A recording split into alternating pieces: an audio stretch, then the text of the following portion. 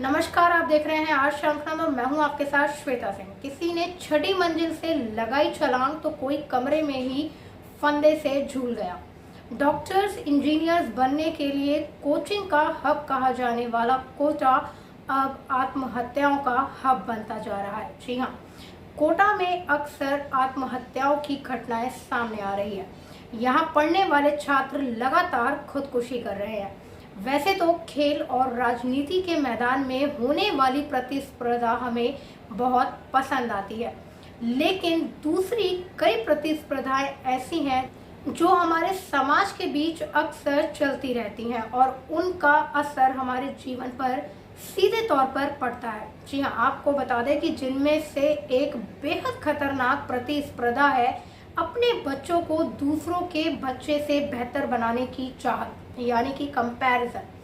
दरअसल ये चाहत अब परिजनों का जुनून बनती जा रही है। इस जुनून पर खरा उतरने के लिए बच्चे दिन रात मेहनत करते हैं, लेकिन उसी मेहनत का नतीजा जब सकारात्मक यानी कि पॉजिटिव नहीं होता है तब उनका मनोबल टूट जाता है। उन्हें लगने लगता है कि अब वे अपने परिजनों का सामना कैसे करेंगे या घर की परेशानियों को आखिर वो दूर कैसे करेंगे। इन्हीं दबावों में आकर वो मर जाना ज्यादा बेहतर समझते हैं। हालांकि पुख्ता तौर पर ये दावा नहीं किया जा सकता है कि परिजनों के प्रेशर में आकर ही बच्चे सिर्फ पढ़ाई को अपना जीवन मान लेते हैं। बहुत से बच्चे आत्मसम्मान या फिर परिवार की परिस्थितियों के कारण भी ऐसी पढ़ाई चुनते हैं जिसका वो दबाव नहीं झेल पाते। लेकिन ये कहना गलत नहीं होगा कि ये सब किसी न किसी तरह से समाज के दबाव का ही नतीजा होता है। इसी दबाव की प्रतिस्पर्धा में हारने वाले बच्चों की संख्या राजस्थान के कोटा में बढ़ती जा रही है। वही कोटा जिसे शिक्षा की राजधानी भी कह सकते हैं। यहाँ डॉक्टर, इंजीनियर्स बनने की चाहत लेकर आने वाले ज्यादातर बच्चे मेधावी होते हैं। हाई स्कूल में उन्हें 85 to 90% के ही करीबी नंबर मिले होते हैं। आपको बता दें कि हाल ही में टेस्ट में कम नंबर आने के बाद रविवार यानी कि 27 अगस्त 2023 को 4 घंटे के भीतर 2 छात्रों ने आत्महत्या कर लिया। इस महीने अब तक 6 छात्र आत्महत्या कर चुके हैं कोटा में। बीते 8 महीनों की अगर बात की जाए तो 8 महीनों में 24 छात्रों ने आत्महत्या की है। इसके चलते जिला प्रशासन ने कोचिंग सेंटर को आदेश भी जारी कर दिया है। वहीं कोटा के कुन्हाड़ी थाना क्षेत्र में किराए के फ्लैट पर रहने वाले आदर्श राज ने अपने कमरे में फांसी लगाकर आत्महत्या कर ली। आदर्श बिहार के रोहतास जिले का रहने वाला है। वह बीते 4 महीने से कोटा में अपने भाई बहन के साथ रह रहा था। आदर्श की मौत को लेकर एसपी भगवंत सिंह हिंगड़ का कहना है कि जिस फ्लैट में वह रह रहा था वहां 3 कमरे हैं। टेस्ट देने के बाद वह अपने कमरे में चला गया। उन्होंने आगे ये भी कहा कि शाम 7 बजे उसकी बहन ने खाने के लिए बुलाया, लेकिन आदर्श ने कोई जवाब नहीं दिया। इसके बाद बहन ने चचेरे भाई को बुलाया और दोनों ने मिलकर दरवाजा तोड़ा। दरवाजा तोड़ते ही देखा तो आदर्श फांसी लगाकर लटका हुआ था। उसे हॉस्पिटल ले जाया गया, लेकिन बच नहीं सका आदर्श। पुलिस का यह भी कहना है कि 700 नंबर के टेस्ट में उसके 250 नंबर ही आ रहे थे।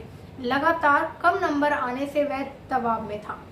आपको बता दें कि दैनिक भास्कर ने अपनी रिपोर्ट में बताया है कि कलेक्टर ओपी बुनकर ने 12 अगस्त 2023 को आदेश जारी कर कोचिंग सेंटर्स को रविवार के दिन टेस्ट ना कराने की हिदायत भी दी थी, लेकिन इसके बावजूद टेस्ट कराए गए। इसके बाद 2 छात्रों की आत्महत्या के मामले सामने भी आए। यहाँ गौर करने वाली बात यह भी है कि पिछले कुछ सालों में ज्यादातर आत्महत्याएं उन बच्चों ने की जिन्हें कोटा आए हुए 1 महीने से 1 साल ही हुए हैं। जैसे ये लिस्ट अभी आपको हम बताने वाले हैं। जनवरी में अली रजा ने सुसाइड किया था, जिसे कोटा आए महज 5 महीने ही हुए थे। तो वहीं 8 फरवरी को सुसाइड करने वाली वाड़मेर की कृष्णा 8 महीने पहले ही कोटा आई थी। इसके कुछ दिन बाद ही उत्तर प्रदेश के धनेश कुमार ने फंदा लगा लिया, जो 1.5 महीने पहले ही यहाँ आए हुए थे। 12 जून को महाराष्ट्र के निवासी 17 साल के भार्गव केशव ने कमरे में फांसी लगा ली। 2 महीने तक कोटा में रह रहा था।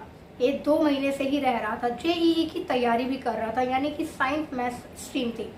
27 जून को उदयपुर के सलूमगढ़ निवासी मेहुल वैष्णव ने हॉस्टल में फांसी लगा ली। स्टूडेंट 2 महीने पहले ही कोटा आया था, नीट की कोचिंग भी कर रहा था। तो यानी कि कोटा में फांसी लगाने वाले यानी कि आत्महत्या करने वाले छात्र केवल 1 महीने से लेकर 1 साल के भीतर के ही देखे गए हैं। बच्चों को भी ये समझना होगा कि आत्महत्या किसी भी समस्या का समाधान नहीं हो सकता।